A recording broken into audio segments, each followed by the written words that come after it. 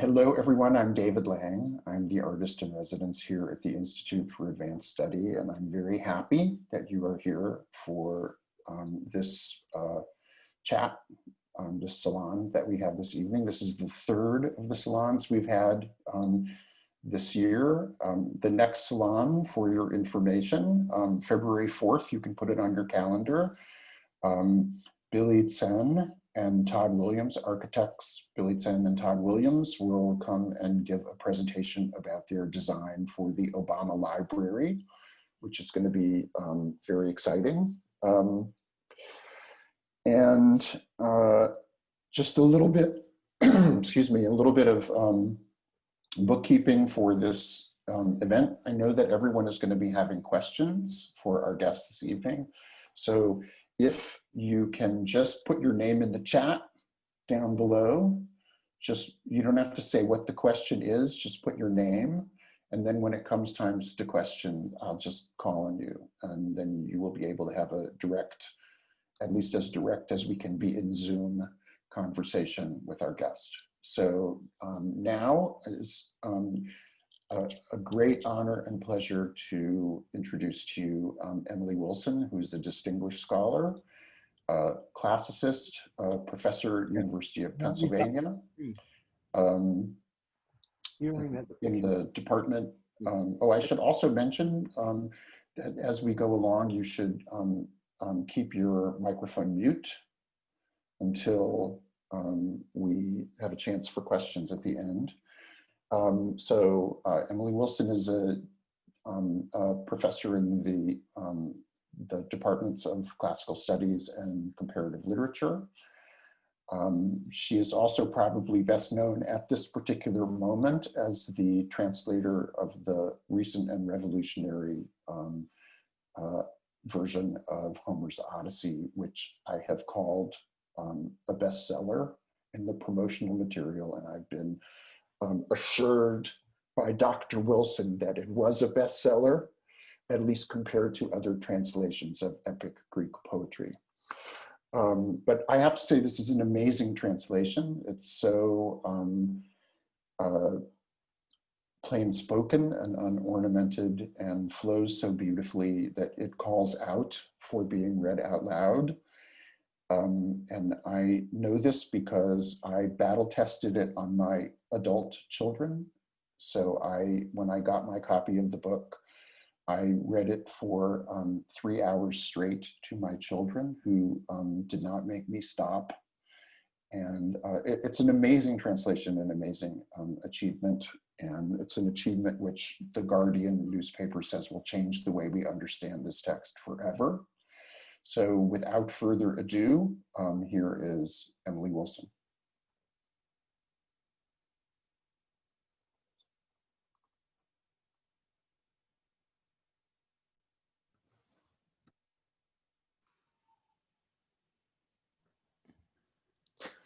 I don't know if I see her.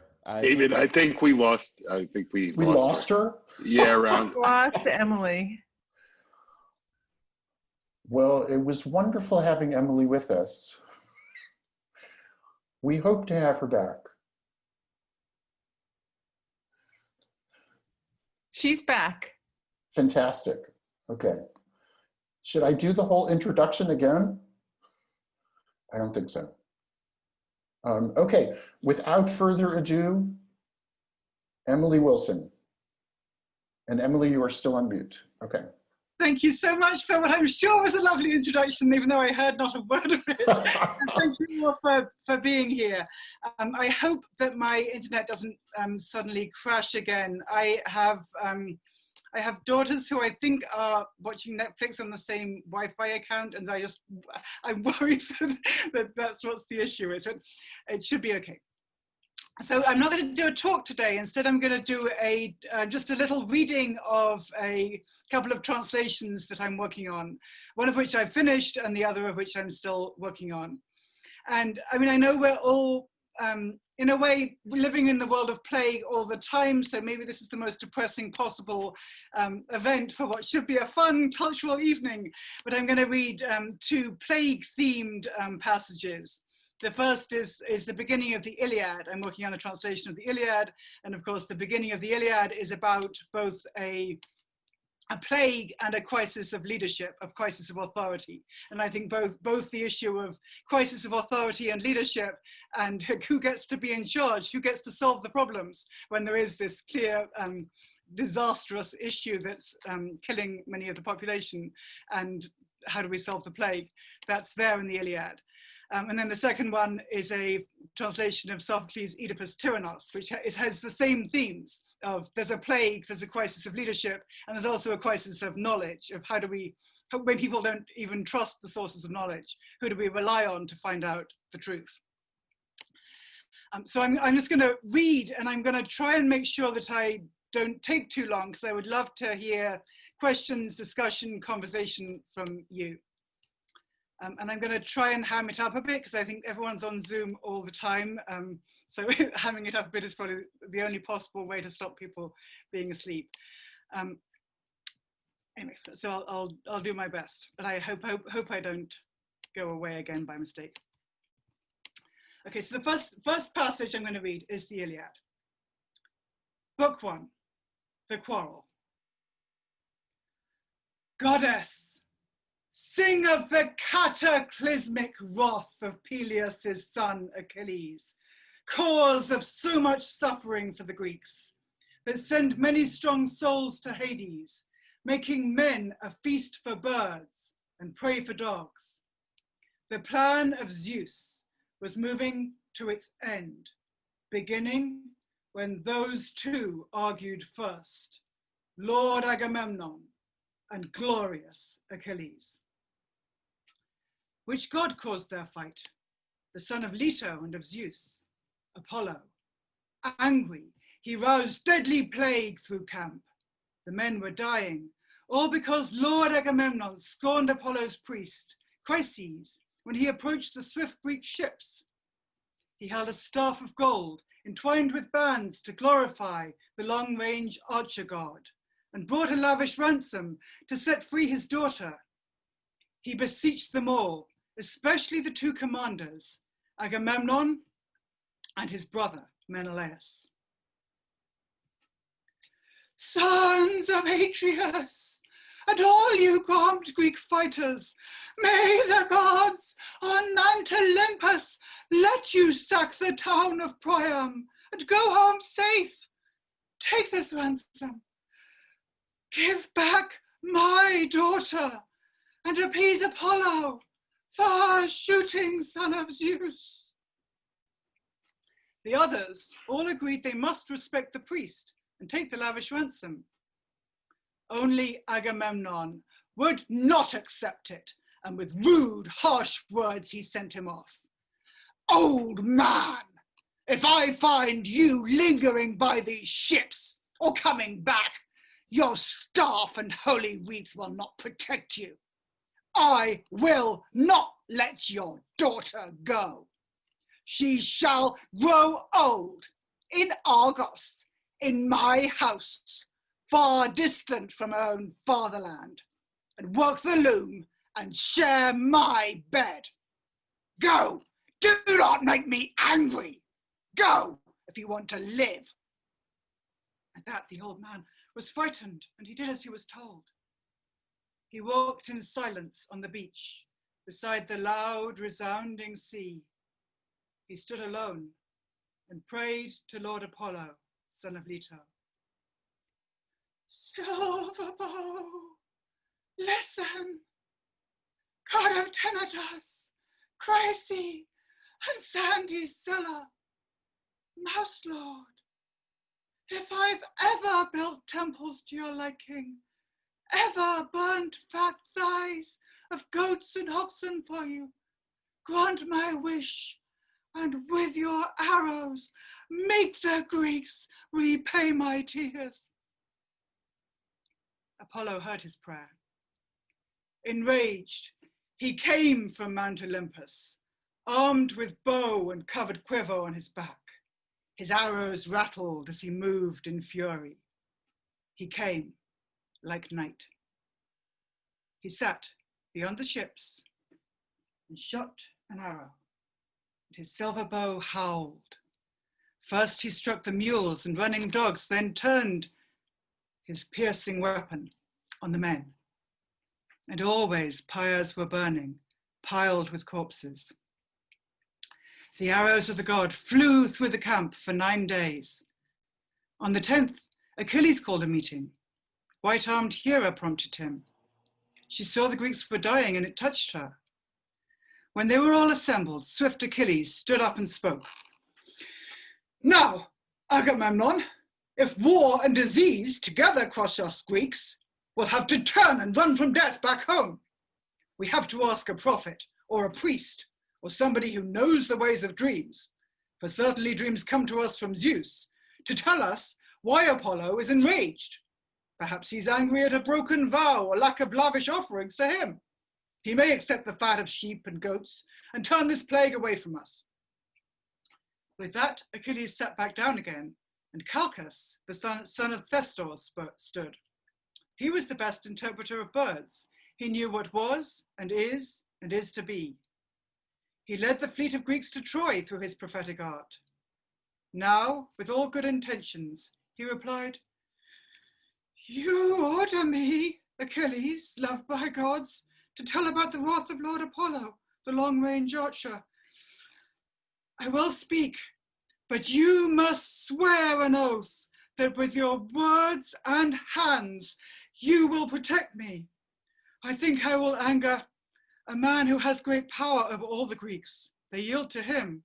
A chief is stronger when he is angry with a weaker man.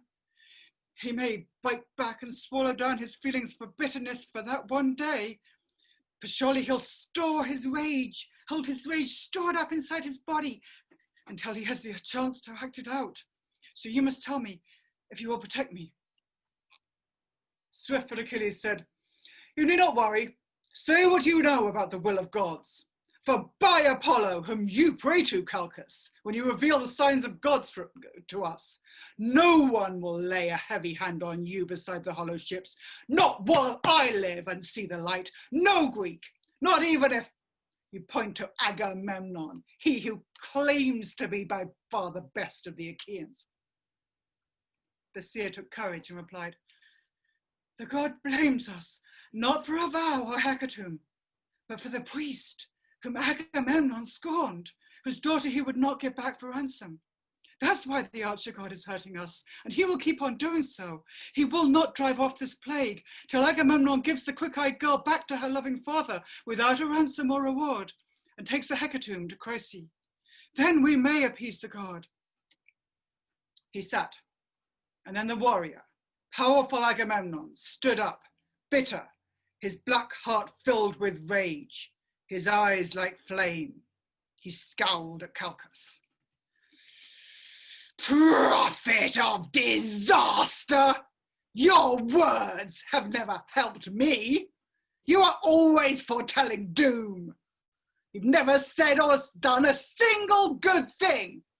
Now your portentous blather says that the archer laid this pain on us because I did not want to take the ransom. I want the girl, Chryseis, in my home. I like her more than my own Clytemnestra, my wife. For body, figure, mind, behavior, she's just as good. Still, I will give her back if that is best. I want the army safe, not dead. Go, find another prize for me. So I'm not the only Argive lord without a prize. It isn't fair. You all can see my prize is going somewhere else." Swift-footed Achilles said, "Lord Agamemnon, no one is more acquisitive than you. How can the brave Greeks give a prize to you? We don't know where to find a heap of treasure ready to be divided up. The wealth we've taken from neighboring towns has been shared out already. It would be wrong to make the warriors return it all. You have to send this girl back to the god, and we will recompense you, yes, 3 or 4 times over, if one day Zeus lets us sack the high-walled town of Troy."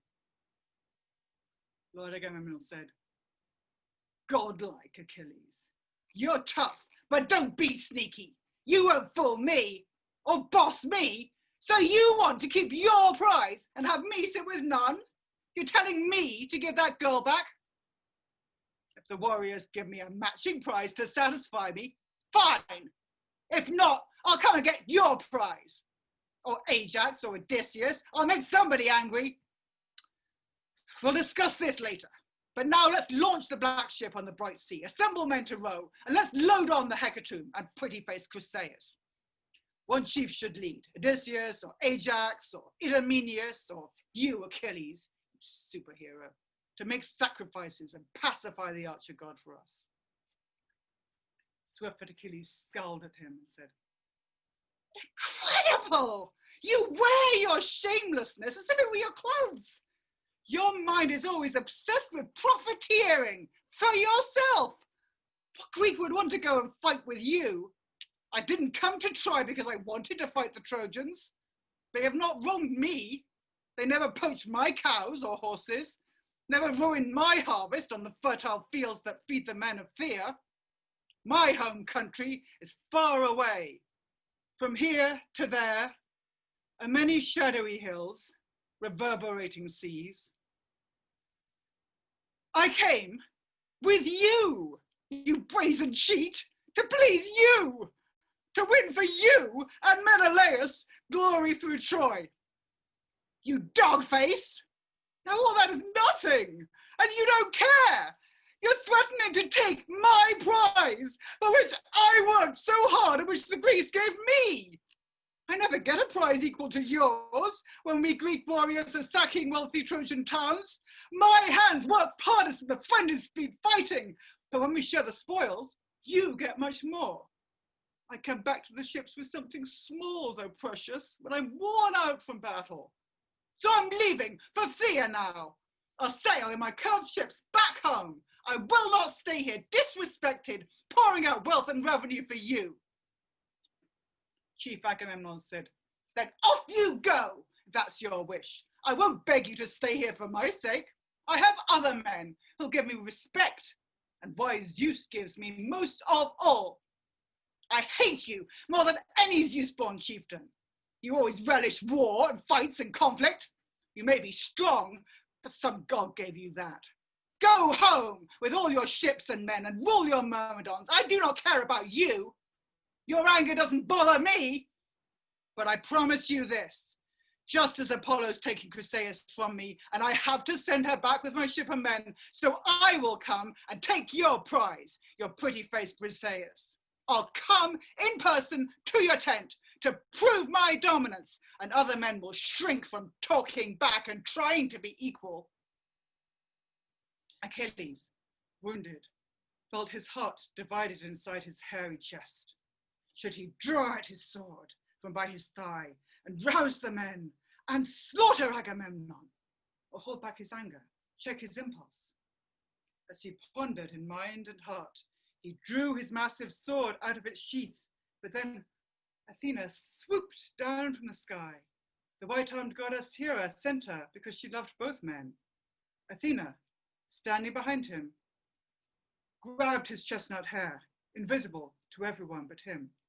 Achilles, startled, turned and recognized Athena, and her eyes were far too bright. His words flew out. Why have you come here, daughter of High King Zeus? To see the cruelty of Agamemnon? I can tell you this, soon he'll be killed for all his arrogance. Grey-eyed Athena said, I came to stop you, if you will listen. Hera, white-armed goddess, sent me from heaven, as she loves and cares for both of you. Now stop this argument. Don't draw your sword. Taunt him with words and tell him how it will go. I tell you, this will happen. One day, you'll get 3 times as many gifts for this affront. Hold back. Obey me now. Swift-footed Achilles said, when you two speak, one must comply. It is the better choice. The gods take heed of those who yield to them. Okay, so I'm stopping the Iliad at that sort of cliffhanger moment, but in a way it's a transition point. And then I'm going to read a shorter passage, just the start of the of Oedipus Tyrannos. And We can compare and contrast, or we can do any other exercise or questions you guys want. So it begins with Oedipus speaking. Children, young ones, nursed by this old city of Cadmus, why are you all sitting here in wreaths and with those supplication branches? The city is all full of incense, full of groaning and of songs and prayers for healing. I thought it wrong to hear this secondhand. Children, I came myself. I am the man, well known to everyone, named Oedipus. Priest, as an elder, you should be the one to speak for all. What is your state of mind? Are you afraid of something? Wanting something? Indeed, I'd like to help with everything. I would be cruel if I did not pity the desperate way that you're all sitting here. Priest. Lord of my country, Oedipus, you see us gathered here at your altars. Some so young and weak they cannot fly yet, others heavy with age. I am a priest of Zeus. These children are special acolytes. The other people crowd in the marketplaces, wearing wreaths beside Athena's double shrine and by the Isthmus, the oracle of Ash. See for yourself, the city reels. Its head is sunk beneath the deep and bloody waves. The land is weakening, the seeds and pods decay, the land is dying, and the cattle die in the fields. The laboring of women is birthless birth. The god who carries fire, most cruel plague, is driving through the city and emptying our houses, while black Hades grows rich on cries of grief and lamentation. I've come here with these children to your hearth, not thinking you the equal of the gods, but as the first of men in life events and dealings with divinities. You came to Thebes, the town of Cadmus, and released us from paying the relentless poet's tribute, though you knew nothing special, nothing extra. We hadn't told you anything. Some god helped you lift up our lives. This we believe. Now, Oedipus, most powerful of rulers, we all are begging you to help us somehow. Maybe you know some way to save us. Maybe you heard some god's voice or some person told you. I see that people with experience manage to bring their plans to life most often. So come, lift up our city. You're the best of mortals. Come, be on your guard. The city calls you its savior now because you were so helpful in the past. We would not want your rule to be remembered as the time we stood up straight, but then fell down again. Lift up the city and make sure it's stable. Your bird of destiny brought us good luck. Be the same now. You hold the power now. If you would go on ruling, it's better to govern in a populated city than emptiness. A citadel or ship is nothing if no people live inside it. Oedipus, poor children, I already know all this. Why you have come, what you want. I know that all of you are sick with plague, diseased, but no one's sickness equals mine. You each are only suffering with your own pain, for your own self and no one else. My being grieves for the city, me and you together. You did not wake me. I was not asleep. I have been crying late into the night. My mind has traveled many different paths. I looked intently, and I found there was only one cure. I did it. I have sent Creon, Menoetius' son, the brother of my own wife, to Delphi, to the home of Phoebus, to find out what I can do. And I can do or say to save the city. It's late. Measurement of day against the time makes me concerned how he's getting on. He's been absent longer than he should. When he arrives, shame on me if I fail to do it all, just as the god reveals. Your words are timely. Just this very minute, these children pointed Creon out to me. Apollo, Lord, I hope his bright expression implies that he is bringing us salvation. It seems his news is promising. Why else would he be wreathed so lavishly with laurel?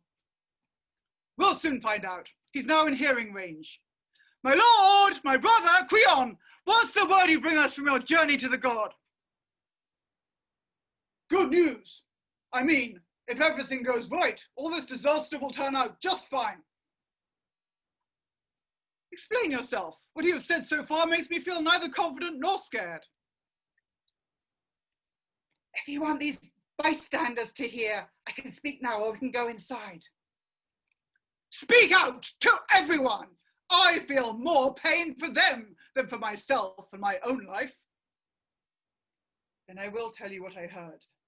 The god Apollo clearly says we must expel pollution that is nurtured in this land, not feed it till it turns incurable. What means of cleansing? What way out is there? To impose exile or pay death for death. The land is feverish with the storm of blood. Whose blood? What death? What does he mean by this? My lord, before you came here to the city, the ruler of the country was named Laius. I know, I heard about him, never saw him. The god gives clear instructions. We must punish the self-same men whose hands killed our dead king. Are they in Theban territory? Where can evidence be found of this old crime? Here in the land, he says, the sort is caught, and what is unexamined slips away. Was Laius killed at home or in the country? Was it in Thebes or in some other land? They say he went to seek an oracle and left, but never came back home again. Was there no fellow traveler, no witness or messenger with useful information? All died but one. He ran away in fear and could say just one thing of what he saw. What kind of thing? One clue can be revealing if we can grasp the slender start of hope. He said that with a multitude of hands the robbers killed him, more than one attacker. How could he be so bold unless there was conspiracy in Thebes and he was bribed? Seemed that way, but after Laius died, we had no one to help us with our troubles. Power had fallen.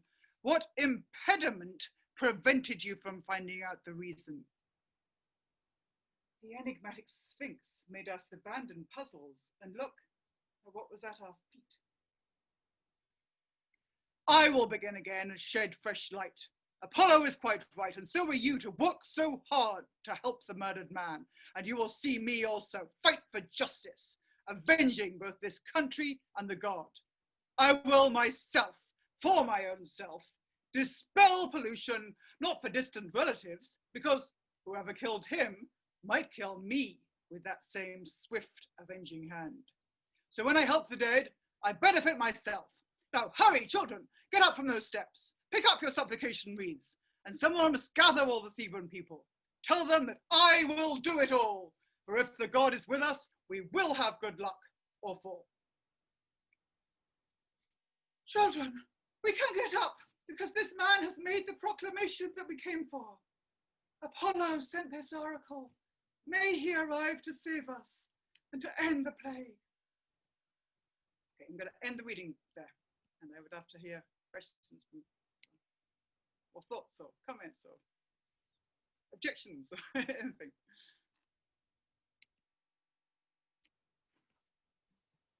Thank you. That was really amazing. Both of those are so different, and you were so dramatic. It was really nice. But it really is like make Thebes great again. Yeah. You know, it's absolutely so interesting when you phrase it that way, and when we can hear it that way. We can hear it that way, and I feel like until reading Oedipus Tyrannos in the Trump era, I sort of hadn't fully paid attention to the way it's a poem about, it's a play about status, but not just class status in general, but about immigration, about Oedipus's anxiety about not just whether he's the son of an enslaved person or the son of, or an illegitimate son, but also who Creon's list of immigrants, the question of who counts as a true Theban is really at stake in this play. And of course, it's not like Oedipus is Trump, or of course he's not, but there are just these resonances which are there in different ways in different periods of reading. So just to remind everyone, if you have questions, please put your name in the chat. And I hope someone will have a question soon. I mean, I know that in a way it's much harder to ask questions about this kind of thing than if I'd done a sort of analytical talk, which with a clear argument. So I acknowledge that I maybe made it hard for the audience in a way that it might not have been if I'd done a different kind of thing. So we have a question from Nathan Vidal.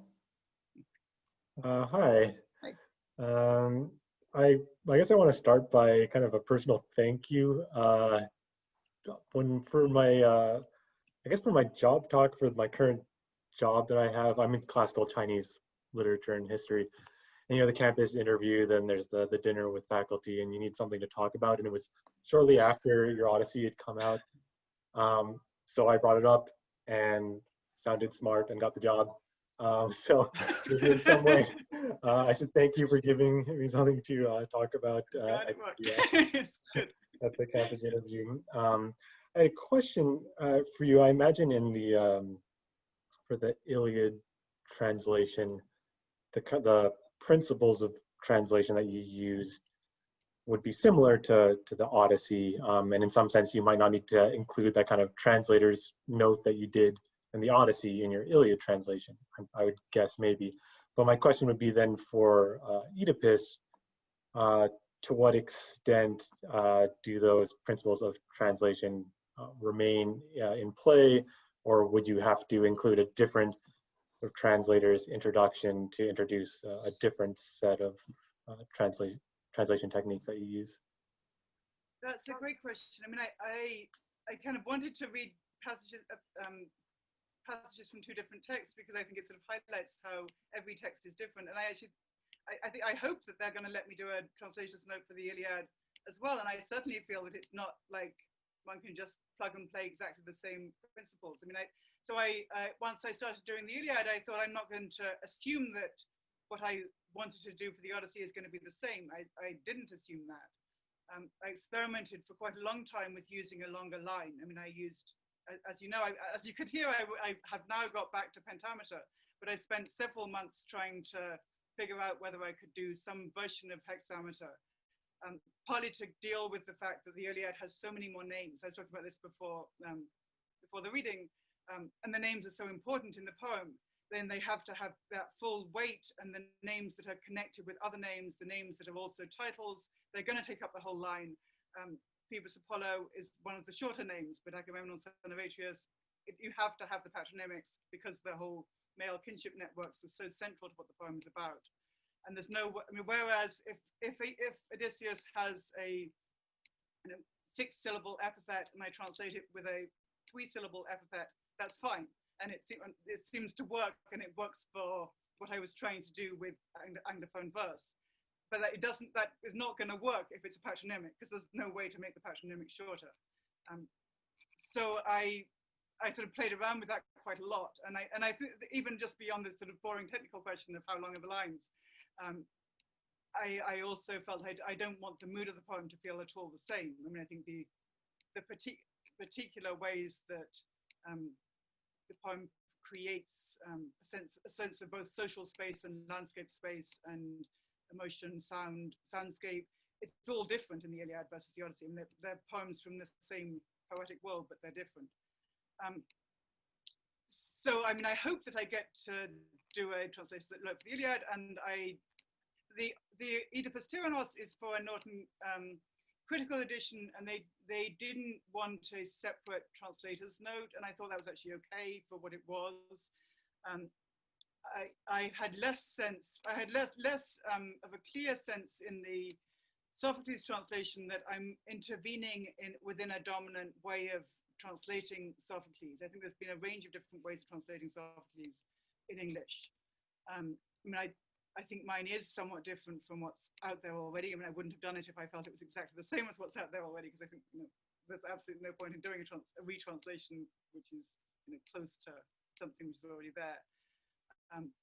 But for every text, there are different issues, for sure. I mean, I think the question of how do you deal with a whole range of different things? How do you deal with style, verse form, voice, the text, various different points of view? Those are always going to crop up, but the answers are going to be different depending both on the text and also the text's place in the receiving culture. I mean, they're both not just what do dominant translations look like in the receiving culture's language, but also what does the pop culture and scholarly culture reception look like? All those things are relevant for choices you might make as a translator. I think also the gender issue is really interesting as well, because the way that gender is handled in the Odyssey is so interesting, and it seems like maybe in such a story which is mostly about war, maybe the opportunities for confusion over the centuries to come in about what the gender of things really is, are fewer in the Iliad, maybe. So. I'm not sure about that. I mean, I read I did another public a talk/conversation a few weeks ago in which the moderator sort of said both rehashed the usual old Samuel Butler idea that the Odyssey has to be must have been written by a woman because only women care about female characters, and I don't really see it that way. I mean, I don't see either that only women can do female characters or that the Iliad is lacking in any interest for people who don't necessarily identify as male. I mean, there are plenty of interesting female characters if we think reading works like that. Here we just met Athena. Thetis is the one who sets the Iliad plot in motion, just as Athena is the one who sets the Odyssey plot in motion. The tussles between Hera and Athena and their cool accessories and their cool chariot are all pretty important. And of course, the whole premise of the poem is about which enslaved women are going to be abused by these warriors. But I also think there are ways that I don't think you have to be a woman to be thinking critically about gender. But I think thinking critically about the way the poem represents masculinity is really interesting. I mean, I think it's really concerned with sort of different modes of being masculine and interested in Paris's non-normative ways of being a warrior versus Hector's maybe excessive ways of being a warrior versus the passage I just read, which is about sounding off between two elite men who are in some ways very similar to each other. They're both yelling at each other and caring about their status, but that they're also very, very different in the ways that they're accruing honor and accruing status. I don't know. I mean, I think it's not like gender doesn't. I mean, gender matters in every text, right? It doesn't, even if it's a text which has neither men nor women, gender is still going to matter. I also find it really interesting that people always ask me about gender because it's not like I sort of started off my career as this is the main thing I care about. Well, I only thought about it because there's certain things that come up in the Odyssey that are so shocking when you find that the depiction of the sirens is not as sex pot women, but as actual kind of creepy other beings. So we have a question from Jeffrey Laurenti.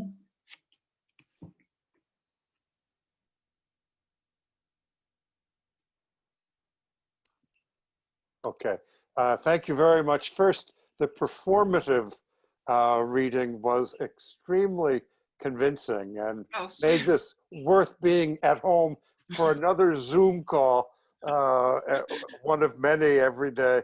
And I have to say that out of the Oedipus the King reading, I could not help but think that the Trumpian overtones that you and David had hinted at before seemed to ring especially vibrantly. Quote, "I will do it all." Yeah. And the total lack of self-awareness both seemed very contemporary. I was, in both cases, reading along an older translation, Samuel Butler's, in fact, of the Iliad, as you were far more convincingly presenting it, and then David Green's on Oedipus the King, and was struck by how much more understandable, and I think not simply by your performance, as it were, but also by the way in which you rendered it into English that is understandable. In each case, they were. I wonder if you could just share with me, because I'm no classic scholar, right? The Iliad, which is dated roughly, I don't know, 800 BC or something, Or maybe a little bit later, yes. Yeah. But that was set in writing, presumably contemporaneous to the imagined Homer himself, or the origin of the story is way in the mist, lost in the mist of time. And as in terms of the Greek itself, how different is it from Sophoclean Greek that you have Yes. sagely managed in the Oedipus Tyrannus translation?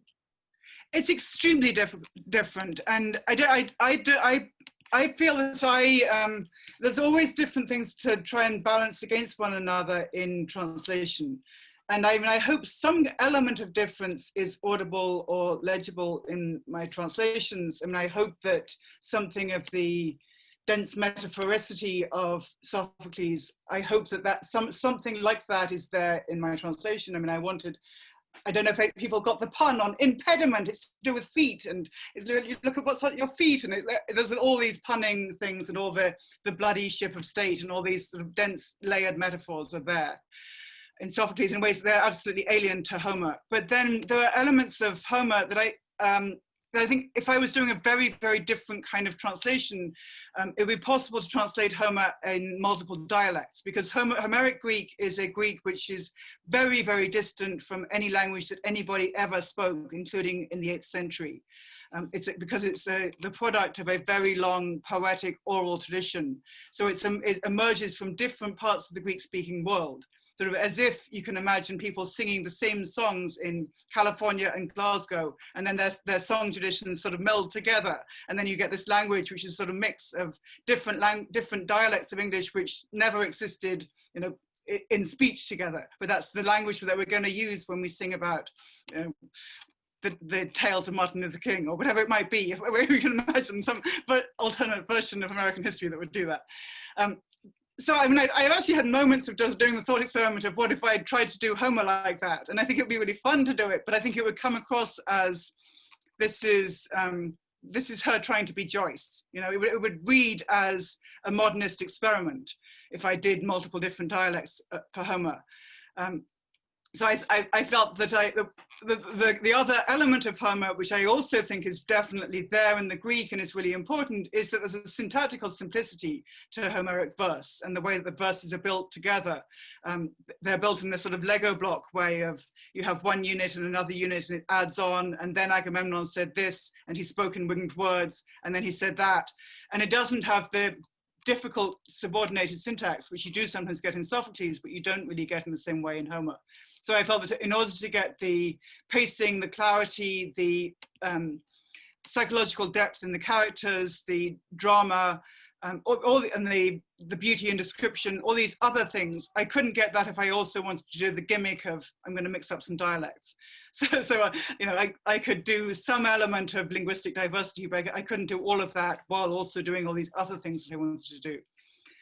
So I wanted to have some degree of difference between Sophocles and Homer legible in the translations, but I'm aware that I haven't got nearly as sharp of a difference as the Greek has. The Greek is more different than my Englishes are. We have a question from Glenn Bew. Glenn, do you want to ask your question?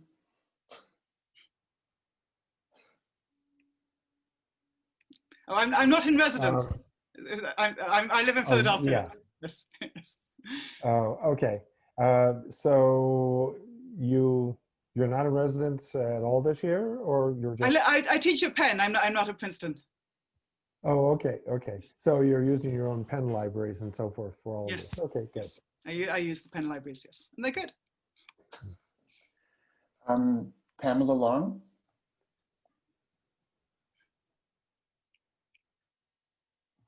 You're muted. Sorry, I asked a question in the chat, but I don't quite know how to ask it, but your performance was really wonderful. And so I'm wondering if when you read the text, you actually hear it rather than reading it, in a sense, because it seemed that way. I mean, these are from oral traditions, so I wonder you know, at what point you get to just hear it rather than read it? I do a lot of reading out loud while I'm working, and so I do a lot of reading out loud of the original. And before I sort of try doing a translation at all, I sort of try to do the sort of practice of reading the original out loud and then reading it again, and sort of trying to have a sense of voice in the original text, and whatever, all the different things that voice means. I mean, both the sound of it, the way the characters might be inhabited, the sound of the words, the particular mood of this particular speech, which I think is an oral thing for a dramatic or oral epic text. So I do a lot of reading out loud of the original, and then I also do a lot. I usually have do a draft by hand, but then I also try reading my drafts in progress out loud. And I find I quite often, catch things that seem okay when you just read them, but then if I read them out loud, I think, oh, I don't really like that. It doesn't sound at all authentic. So I do a lot of revising, and part of the process of revising is reading out loud, because I definitely do think bringing out the out loud ability of both ancient drama and ancient epic seems to me really important for what I want to do. I want to invite the reader to read out loud, even if they didn't buy the audiobook. Right. Interesting. I mean, theoretically, at some point, someone could do these, the Sophocles, they could do it, stage it. So yeah, the intention is that this is, could it should be stageable, yes. And in fact, there've been several dramatic stagings of my Odyssey translation, obviously a reduced version. I mean, I made a reduced version myself that was, that they did a stage reading of, and then there was a toured version of it. Yeah, I wanted it to be dramatizable, for sure. Yes. Soon it will be on Netflix and your children can watch it. I don't think so. I don't think iambic pentameter is the thing for Netflix. No, maybe. When we run out of all the subjects that we've already dramatized, we will find it. So, yeah. Well, they're doing Cersei on HBO, so maybe they're right. There's a question from John Niles Weed. Hi, thank you so much for the wonderful reading. What a terrific treat. I wanted to, sort of inspired by Jeffrey's question earlier, who praised how lucid your Odyssey translations are and how immediately understandable they are to the modern ear. What aspects of your translation work, either in the Odyssey or in the Iliad, do you find yourself deliberately trying to make more foreign? I mean, are there things that previous translators smoothed out in a sense that you want to make sound more unusual to the modern reader? Mm-hmm.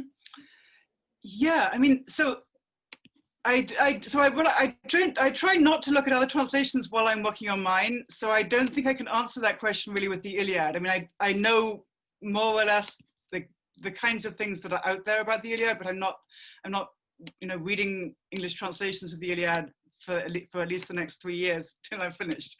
But I guess maybe just a big thing is about the language of slavery. I mean, I made a very deliberate effort to call slaves slaves, or call enslaved people slaves. And it's been surprising to me to realize how few translations do that. And I think it's a kind of foreignizing. It's a way of saying this is an alien culture in which enslavement is normalized. And it's not the same as, we were talking about the Crown, it's not the same as Downton Abbey, it's not actually the same as 20th, 21st century cultures. I mean, of course, there's also slavery in 21st century cultures too. So I mean, I wanted to have clarity about the social dynamics of the social world and the relationships in the poem, including and maybe especially when the social dynamics might seem alien as well as when they seem recognizable. Because I think some of the elements of the relationships between people in Homer is sort of very recognizable, and some of it isn't. And I want both those things to be very clear. I want elements of the poem's values that are potentially alien to be recognizable, to be comprehensible in their alienness, as well as in their familiarity, because of course they're both. There can be combinations of those things. I think that's such an interesting issue. I think it's a responsibility for you, I guess, that you have to deal with about whether or not your job is to explain something to us so that we will understand it, or just let us feel like we're in the presence of something that we can no longer understand. So, and you probably have to make that decision every line. So. Yes, I think you have to make that decision every line, but I think I would veer, I mean, I tend to veer towards, I want to make you understand something, even if what I want to make you understand is they were different then, or you might like the way this society is structured, or that you're seeing something which you find off-putting or that makes you uncomfortable. That's a way of understanding, right? It's not, I don't think I want to just be writing English words which are saying, which are getting the feeling of, this is kind of like reading the Greek and I don't understand either one. Because I just don't think that I don't think I'm doing my job if it's completely incomprehensible. I think it needs to take you to a place, perhaps sometimes a place of discomfort, but a place of some kind of understanding. There was one thing that you mentioned in the Oedipus translation, just in passing. I think I heard that there was a poet's tax.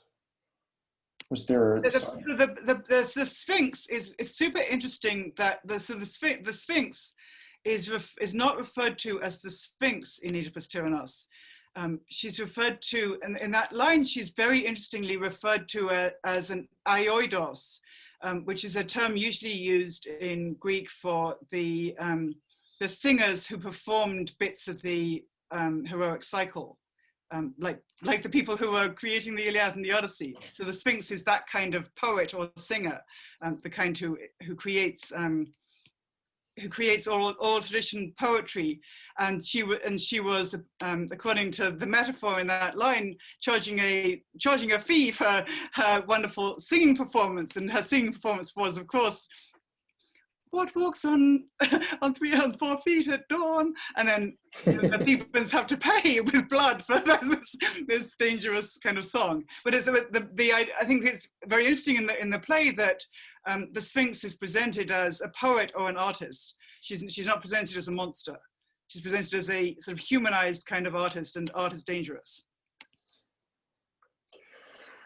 Well, since we are ending on that note, that art is dangerous, I want to thank you very much for these incredible translations and readings, and thank you all for coming. And please let us join in thanking Emily Wilson.